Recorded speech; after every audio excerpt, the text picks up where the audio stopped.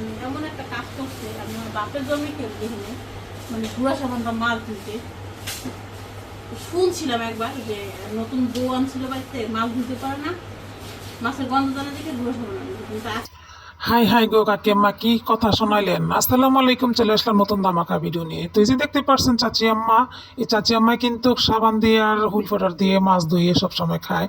তো তেলে নুনে মরিচে জালে বেশি করে দিয়ে কিন্তু রান্না করবেন কাকি আম্মা।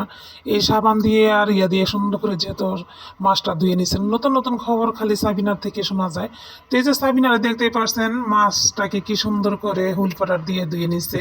তো আপনারা কিন্তু ওর কাছে তো অনেক কিছু শিখতে পারবেন। তো আপনারাও দেখবেন কিভাবে ওই রান্না করে, কিভাবে মাছগুলো ধুয়ে নেয়। নিজে চোখে দেখলাম, মানে এই বড় মাছটা সে ছাই দিয়া ধুইছে, ছাই দিয়া হলেই করছে, কাটছে, মানে বলছে কি যে আপনি শুধু আমিষটা ছুটাই দেন, আমি কাটুন না, আপনি মাছ কাটতে পারবেন না, আমি কাটুন না। সে পেনাপুটা বাই করছে, এটা দেয় এসে গুঁড়া সাবান দিয়ে বুঝছেন। দেখা আমার এমন রাগ উঠছে, কিন্তু আপনার এখন কাজ করা লাগবে না,